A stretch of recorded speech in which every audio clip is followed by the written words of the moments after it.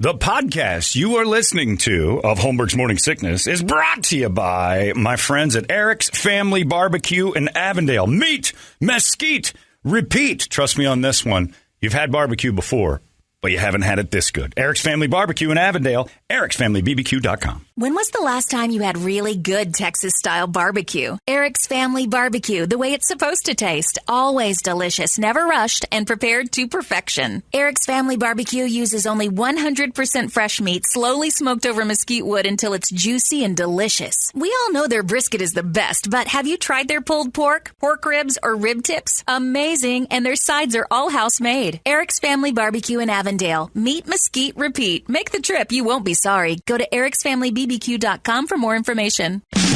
This man needs medical attention. Holmberg's Morning Sickness. The old method of treatment for a person in this condition was to throw him in jail. K-U-P-D. Good morning, everybody. Hello there. Welcome to Monday. It is the Morning Sickness. It's 5:45. My name's John. How are you? There's Brady. Brett's here. Big Dick Toledo's around here somewhere. And everybody's just kind of exhaling after a crazy football Sunday that closed out the regular season for 2021. Wow. My absolute crap show of a team is in the playoffs. So that tells you how bad this season is that the AFC is represented by the coach. Tomlin comes on yesterday. We got a lot of warts. But we're in the single elimination tournament. So that's all that matters right now. It's like he's right. It is. But, oh, God, what a debacle the AFC is. Terrible teams. The Colts. The Colts have got to be just – I had that one pegged at 15.5-point favorite. Went into Jacksonville where they hadn't won in 9 years. I thought, there's no way they beat him by 2 touchdowns. So that's a win. I didn't think the Jags would just wipe the floors with them, and they did it. Hilarious. So now you got my Steelers in the playoffs somehow. And my friend Joe was at the house yesterday. He goes, you know what we are? We're that drunk uncle at a party that at the end of the night has caused so much trouble, but he's the only one standing there. How y'all doing? It's like, we cannot get rid of drunk uncle. And what the Cardinals are the beautiful girl at the party. She was gorgeous. She had a few drinks. She got a little sloppy. She might have fallen down, got dirt on her. Now she's staggering around at the end of the party looking for a ride, and no one wants to touch her. She's just like, that. She just crapped the bed the last, 6 weeks? They're 1-5 or something? Yeah. They haven't won a home game since before Halloween. Yeah, it's like ridiculous. Wow. They're limping in, but they're in too. They do not look good. And, but keep in mind, Cardinal fans, I'll tell you this. This is a good way to wander into the week after yesterday's division loss. You got to travel to the Rams, who are whatever they are. Whenever you can look at the team you're about to play, and you see at the helm a lifelong Detroit Lion, and the guy who he's trying to force the ball to is a Brown. And if he doesn't force the ball to him, he'll get an earful. Look, it's a Brown and a Lion that are standing in front of you in the next round. You can't shake the stink of those franchises off of you.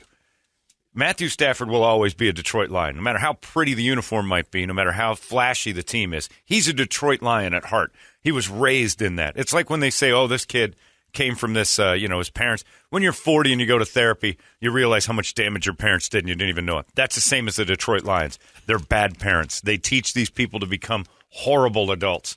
He's a bad adult. Matt Stafford has never played in a full game in his life, and you saw what he did when he played in one yesterday. Well, maybe he's going terrible for therapy this week.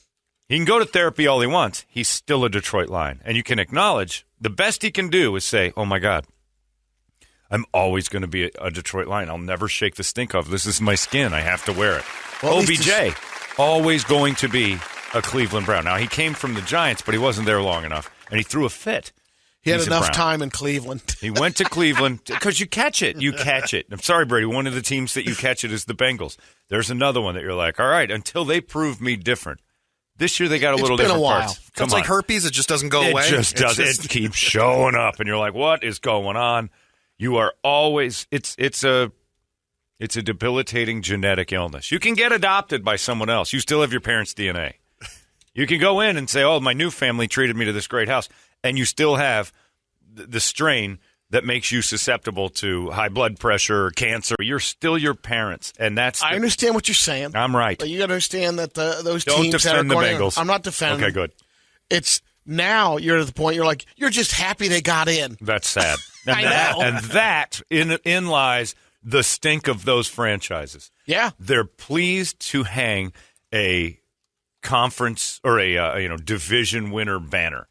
They're pleased. I always look at that and I see other stadiums that say 2012 NFC North champions. If that was your end goal, you are a terrible franchise. I like to look at it, John, goal. as controlling the expectations of going in there. That's what the fan if base they get a does. win, let's keep going. Because the fan base has AIDS. They're sick and they know they're going to die. They're just happy they got a little extra time. It's the analogies are everywhere with certain franchises. The Cardinals kind of broke it in 2008 by going to the Super Bowl. That's dead now. And they have to be they've been good, but they've always been that messy kind of what's going to happen. They're going to have a down year and up year, down year. They've not been a consistently good franchise. They're a good team, but something's going on there. They're too pretty. They're that beautiful girl that you wanted to bang, and she annoyed you to tears, and the season ended just gross. They did the same thing the Steelers did last year. So they paraded around like this false, beautiful lady, and then you started to see her makeup coming off. She's not that great looking. She's got a limp. She might have a little cellulite in places she shouldn't. You didn't know she was wearing Spanx. The Cardinals were pretty, and now they're not. They got warts too, but they're in, and they're facing the Lion and the Brown. And if you gave me money and said, hey, look, your first game is against the Lion and the Brown, you're like, okay, I like my odds. So you're FanDueling that. We don't know who the Cardinals are, but we know who the Lions and the Browns are. So I'd put my money on one of those two, making a mess of the game. That's enough. And Matthew Stafford's been pretty garbage since OBJ got there. I mean, he's had a couple of games with numbers, but he's throwing a ton of interceptions. He's turning into a Lion. It's great. And those Bungles, they got to prove it different too. They got a weird situation brewing there where they've just won something out of the blue. Well, you got players. A good quarterback. Sure, for now, until he catches Bengals. He'll catch it. He'll catch it. They all do. Marvin Lewis had good teams. We're hoping the Bengal Cron won't happen to him. Yeah, that's exactly that's a good name for it. The Bengal Cron. Super contagious. There hasn't been a single Bengal that's walked out of there going, wow, I had Bengal Cron and it won't go away. Think of the teams they had. Carson Palmer, when he got his leg snapped, T.J. Hushmanzada. Okay, but still 7 years they didn't win a playoff game. They were there every year, and they were just on paper, just wow, this team shouldn't lose. Sitting there rubbing their feet with terrible fouls. They were the number one defensive line in football for 3 straight years. Every year they go to the playoffs, they became the Bengals because that's who they are. You can't unstink it. We think we got rid of that virus. Yeah, everybody, of course you did. It wasn't Marvin Lewis. When will they? This is why these franchises always suck. They see these hopeful people. It's that you're wearing the skin of Zach attack with Moneyball. You're wearing the skin of Bengal. And only a Super Bowl win cures that. You can get there, but it doesn't mean because in a couple of years you're going to have to pay all these people, and we'll see if you do or not. It's this. The window is they're a nice team right now, but we'll see. Do they have Bengal? Cardinal fans, breathe easy. What team peaks at the right time? Breathe easy. You're okay. You're facing a Detroit Lion. Just think of it that way. The Lions are wearing different clothes. That's all there is to it. You're wearing a Lions uniform. And good news, it's on the road. Yeah, they like it better there. They're terrible at home. They are not going into a good situation right now. They're playing bad football. But again, it gets erased and you get to start over. But, man, there's some teams out there that you're like, wow, this season shouldn't be. And that game last night was the most fun I've had watching football in a long time. Amazing. That Chargers-Raiders mess. And then the Charger fans, you guys have got to hate your coach. All he is a computer program that is, it's like I watched a video of operations they've got this thing in the medical science, and I think they're using it in Korea, but not for people yet, that performs routine surgeries, and it's a computer and a robot, and the computer analyzes the situation the entire time this is going on. The problem is the computer has no feelings or emotion or human It just goes off the odds. So it'll be doing a shoulder surgery, and if your heart starts to drop, it analyzes chance of survival. And they do like drills, like, okay, the heart has dropped down to like this beats per minute. What would you do? The robot starts sewing up the shoulder, goes, zero chance of survival. I'm not moving on. Yeah. We'll have to crack his chest. I'm not doing that. I don't do that. So in the worst case, if you have some anesthesia problem or whatever and there's no people there, the robot goes, 12% chance of survival. That's a waste of time and money. We're gonna let this one go. Bring on the next shoulder. And it's like, whoa, they've got to fix that part because it just doesn't analyze. Oh, it doesn't have a gut. It doesn't have a gut to go, I can fix that. Yeah. It says, I'm here for the shoulder. Takes feelings out of the equation. Totally. So that's what the Chargers coach does. He's a computer program that doesn't understand that sometimes this analytics thing has to be pushed aside. You got to go with your gut. And what he was doing yesterday, he called that timeout in overtime, not to mention the countless amount of fourth downs he went for before they had to go for it on fourth down in the fourth quarter, which was just astounding how many times they had fourth and 21, fourth and 11, fourth and 13, and they got all of them. And then one was a penalty. But the times that he went for it on fourth down for no reason and just gave the ball back within field goal range and handed it back, that guy's an idiot running those analytics. I didn't watch many Chargers games this year, obviously, but man, Herbert, unreal. Damn, Kid's good. Couldn't believe it. He's good. Yeah, the Chargers probably lost 2 or 3 games based on those analytic calls. Might have won a couple, but it was those. Like maybe it was analytics, maybe it was just a gut call at that point. But I don't think he makes too many of those. That dude runs it off the chart, and he kind of he's in a little bit over his head. He came out of like some small school and then coached under McVay. Which, he had the rub of McVay on him, so everybody thought he's just a genius because he's young too. But we'll see. And Kingsbury's another one where you kind of are they all image? Are they all swagger? Because a friend of mine yesterday pointed out, he goes, when I Cardinals were just about image, because it's all about my beard and my look, and I just want to make everybody know I got a cool voice. And he always does the press conference like he's just the smoothest dude. And he said, "Did you ever see the picture of him?" And everybody has. During the draft when they had at home, and everybody's like, Kingsbury's house is amazing. Crib. My friend Joe pointed something out. He goes, it was all image. That dude's all about himself. And I said, why do you say that? And he goes, he had a fire in the fireplace. He goes, the draft is in the middle of April. Nobody has a fire in Arizona in the middle of the day in April unless they're trying to show off their home to sell it. And I'm like, he's right. Joe is 100% it's a great time. Right. There is no reason to have a fire going, sitting in your, tight shorts, and there's no reason to have the fire going. It was all about, hey, I got a pretty great crib. And he does. He's flashy, but they've been drug in the mud a little bit. But again, that house is amazing. I rode my bike past that a couple of times and found it because I'm a weirdo. I was riding around in that area for a while, and I was in the streets, and I'm like, I think I'm close because it's pretty nice. There it is. Yeah. War Room 2.0. Yeah. Got a little smoke going. It's 94 degrees outside. Got my kick-ass slacks that go just past the calf. Yeah, he was definitely showing. He was getting some tail is what he was doing. And it worked. Good on him, though. Good for you. Yeah. But if that's your goal, you ain't going to win many playoff games. Unless you're facing a Lion and a Brown. It's a dream scenario, Cardinal fans. A dream scenario. You've got a Lion in his first major game ever. I'll take that all day. Detroit Lions don't win games. Anyway, so the Steelers will get waxed by the Chiefs, but that's fine because we're not supposed to be there. We're the drunk uncle. I don't know. There could be some severe tightening up. Drunk uncle could walk in and knock everything off the shelves, and everybody would be cleaning up after drunk uncle in one of the ugliest performances ever. This is an ugly football team. 7 straight games, we have 1 touchdown in the first half. 1. They're in the playoffs. I don't know how that happened. That's just all about getting it done. A bad defense, their injuries throughout. No idea how they're there. No idea how they have 9 wins. Make the other teams play ugly.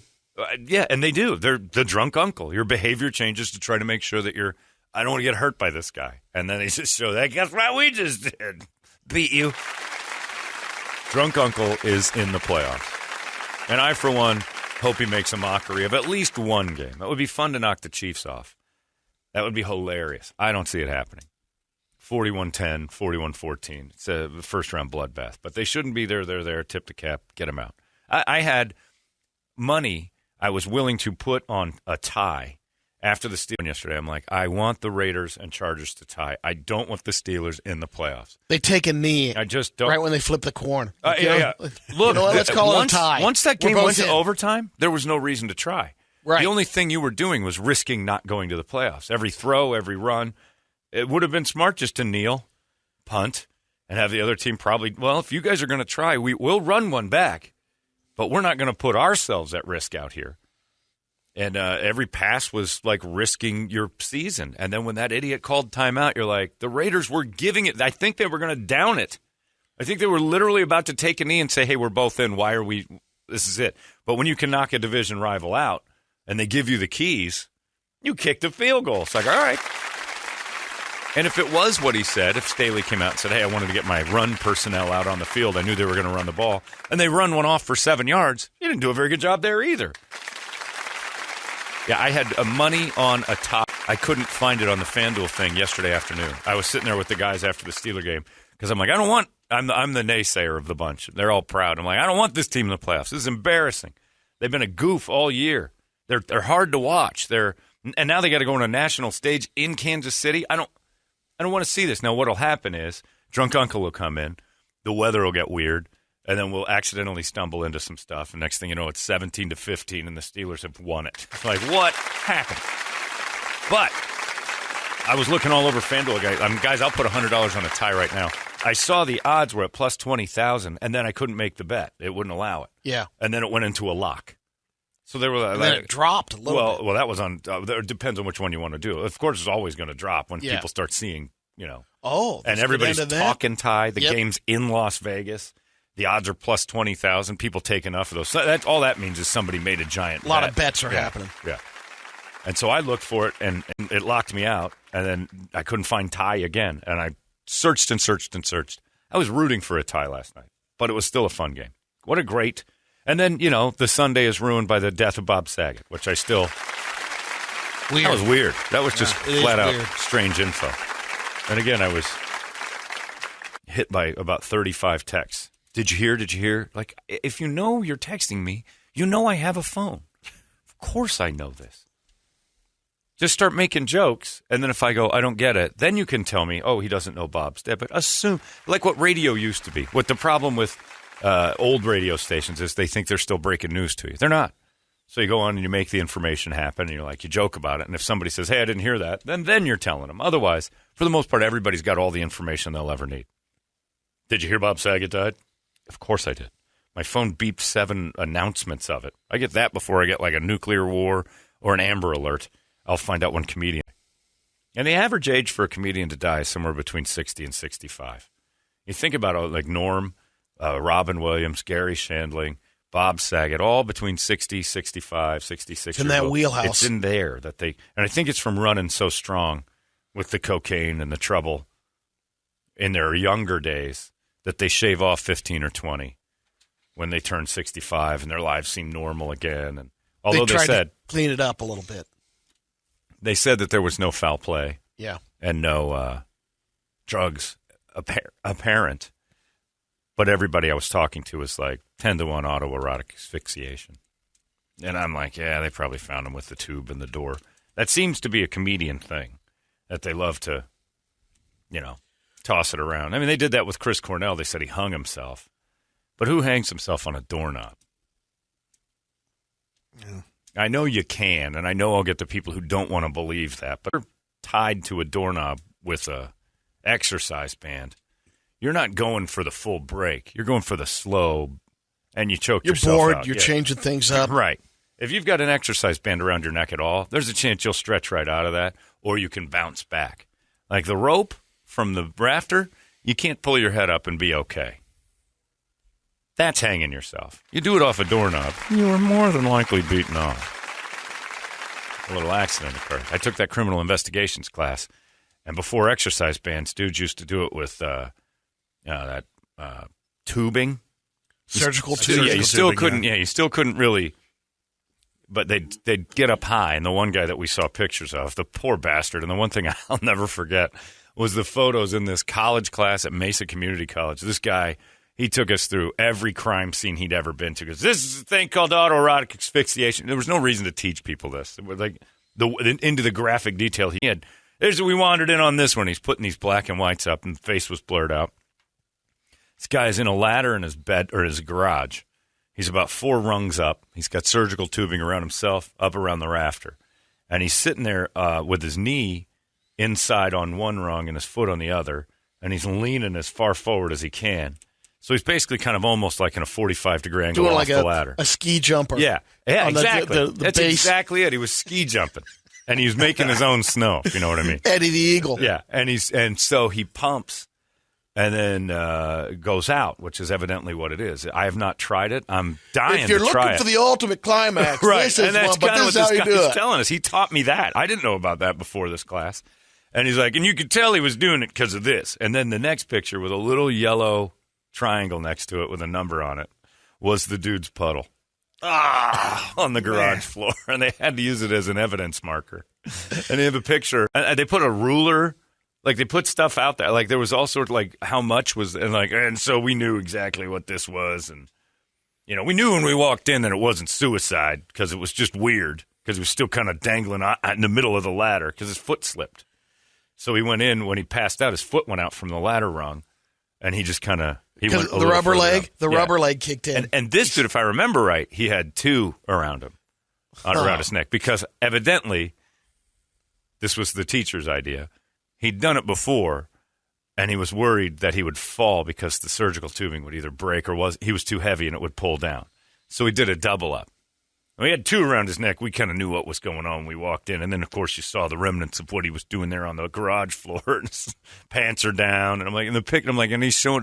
And here I am, 18, 19 years old in a criminal investigations class looking at this going, that's what this guy's life, it boiled down to this. He's now an example in a community college crime lab. And this is what your life resorted to. This is how you'll always be. This was your legacy. So I wouldn't doubt it. Imagine that funeral. Well, at least he died happy, maybe. Yeah. Do people tell? And that's the thing. I don't know what to say. That's when, Bob Saget gets found in the middle of the afternoon. He had a tweet out that morning saying he'd had a blast the night before. He was up. He had some breakfast. He goes back to the room for a nap. I don't know. And he dies? To me, I wouldn't be surprised if there's, and I'm not spreading rumors. I'm just saying I wouldn't be surprised if he was, toying with the exercise band and playing around doing something silly and weird. Maybe he just had a heart attack. Don't know. But it's sad. It was, either any time it They happened. They were pretty adamant. I don't know. I don't know if they'd keep those details out. Maybe. Absolutely, right off the bat. You don't think they leak, though, at this point? Maybe. Nobody knew, though. Nobody knew to look. He was nobody could get a hold of him. Nobody got in the room until authorities got there. Friends didn't, his opener was just saying, he's not calling me back. I can't get in his room. I don't know what, no one ever said. Robin Williams, that they thought he hung himself, and then it later came out that he was cutting himself tied to a door. I mean, he's probably doing it, and that's fine. To each their own. It's just that fear of us in the world of the living getting caught doing the dumbest things we do, The last thing I want you guys to see is me with that prosthetic butt and a VR goggles on. And next thing you know, somebody's got to bust down a door and see that. That's just awful. You won't care. I'll be dead. Yeah. But that'll be how look, I can do a billion great things. The Humane Society loves me. Lost Our Home Pet Rescue. We do great work together. You get caught in those goggles? Yeah, do you know what they're going to say when I've had a prosthetic butt on my wang? I'm dead, and I've got goggles and one controller in a hand and my controller in the other. And they're going to, how he died, right? There's no way you outlive it. So I think just for the decency. Those pictures are coming off the wall. Yeah, the decency of the investigation and everything else. They say it's not. When they say it's not foul play, that basically means whatever happened in there, he did to himself. Foul play is somebody did something goofy and this shouldn't have happened. Not being foul play is like he was. He was. There was a focus. There was a mission. He was doing something he shouldn't have been doing, or. If it was a heart attack, they'd have just said it looks like he had a heart attack, but we'll have to wait for the autopsy. We found him laying in bed asleep. That's not what they said initially. I've seen one report saying he was found unconscious and unresponsive. Like, when Ralphie May died, what did they say? Like, immediately, he was on his stomach laying in his room. He'd passed. Everybody knew. If he had a rope around his neck, do you think that would have come out immediately? Fruity Pebbles did whatever it could to get this. Yeah. Don't say anything about that. All of Ralphie's information came out immediately that he tried to walk out of the shower. He laid on the floor. He tried to crawl under. He was half under the bed because he was trying to crawl to the door while he was having the heart attack and couldn't. So, yeah. I wouldn't be surprised if Bob Saget was doing something he shouldn't have been doing to himself. And you know what? He went out smiling. It's still sad, though. Saget was fun. He was always, it was never, like somebody even said, you guys friends with him? Like, hey, we knew him for coming in here, and he was nice to us, and he remembered us every time, and Bob was always a blast. But, he had a lot going on. But I don't know how people die. And you know what? I don't begrudge you that. You can goof up and die doing something silly. It doesn't make you a bad person. And I hope, how would you rather die? A heart attack? Just like, or tugging it. And you're like, I just had the time of my life. Whoops, I'm choking myself. Oh, well, an accident. Go out with one last shot. You just don't want to get found that way. And again, we have a deal in this room that if any of us are found naked by, doing something stupid, and that's how we go, we have the decency to cover that thing up. Put some pants on the man. He was wearing a tuxedo. Yeah. He was wearing an ill-fitting tuxedo. I don't even think it was his. Somebody did this.